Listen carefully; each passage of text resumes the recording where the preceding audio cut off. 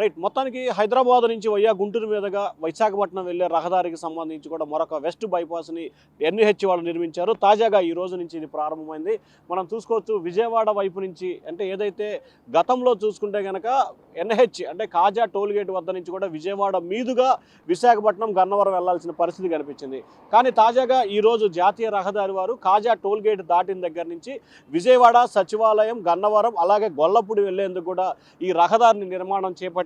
దాదాపుగా 17.8 కిలోమీటర్ల వ్యయంతో 17.8 కిలోమీటర్ల దూరంతో ఈ రహదారిని ఈరోజు ప్రారంభించడం జరిగింది. అంటే ముఖ్యంగా ఏదైతే గన్నవరం విమానాశ్రయానికి వెళ్ళాలనుకునే వాళ్ళకి సంబంధించి కావచ్చు, లేకపోతే ఏపీ సచివాలయానికి వెళ్ళాలనుకునే వాళ్ళు కావచ్చు, విశాఖపట్నం వెళ్ళాలనుకునే వాళ్ళు కావచ్చు, హైదరాబాద్ వెళ్ళాలనుకునే వాళ్ళు కావచ్చు, ఈ 3 ప్రాంతాలకి వెళ్ళాల్సిన వ్యక్తులకు సంబంధించి కూడా విజయవాడ సిటీ టచ్ అవ్వకుండానే డైరెక్ట్గా ఏదైతే కాజా టోల్గేట్ నుంచి చిన్నకాకాని మీదుగా వెంకటపాలెం నుంచి గన్నవరం, గొల్లపూడి నుంచి గన్నవరం, అంటే గన్నవరం ఎయిర్పోర్ట్ దాటిన తర్వాత కూడా ఈ బైపాస్ వెళ్ళి జాతీయ రహదారిలో కలుస్తుంది. అక్కడ అంటే దాదాపుగా అక్కడి నుంచి ట్రాఫిక్ అంతా దాదాపుగా పూర్తయ్యే పరిస్థితి కనిపిస్తుంది. గత 4 నెలల కాలంగా కూడా ఈ రహదారి ఎప్పుడెప్పుడు ప్రారంభం అవుతామని చెప్పి ఎంతగానో ఎదురు చూసిన పరిస్థితి కనిపించింది. కానీ తాజాగా జాతీయ రహదారి అంటే ఎన్హెచ్ అధికారులు మాత్రం ఎట్టకేలకు ఈరోజు సంక్రాంతి పర్వదినాన్ని పురస్కరించుకొని ఇబ్బందులు లేకుండా ఈ రోడ్డును ప్రారంభించారు. ఈరోజైతే కేవలం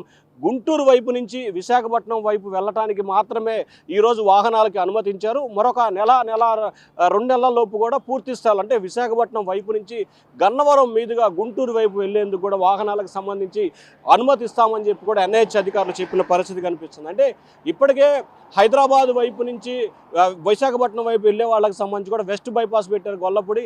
అక్కడి నుంచి డైరెక్ట్గా గన్నవరం వెళ్ళే అవకాశం ఉంది. అంటే విజయవాడ సిటీలో ఏమాత్రం కూడా ట్రాఫిక్ లేకుండా చూసేందుకు అధికారులు ప్రయత్నాలు చేశారు. సో దానిలో భాగంగా ఇక గుంటూరు వైపు నుంచి ముఖ్యంగా రాయలసీమ ప్రాంతానికి సంబంధించి తిరుపతి, కర్నూలు, కడప, చిత్తూరుతో పాటు ఇటు హైదరాబాద్ వైపు నుంచి వచ్చే వాహనాలకు సంబంధించి వయ్యా మిర్యాలగూడ, గుంటూరు మీదుగా వచ్చే వాహనాలన్నింటి కూడా విజయవాడ సిటీ ఏమాత్రం కూడా టచ్ అవ్వకుండా కాజా టోల్గేట్ దాటిన తర్వాత డైరెక్ట్గా విశాఖపట్నం వైపు వెళ్లేందుకు కూడా జాతీయ రహదారి అనుసంధానం వెస్ట్ బైపాస్ ఒకటి ఏర్పాటు చేశారు.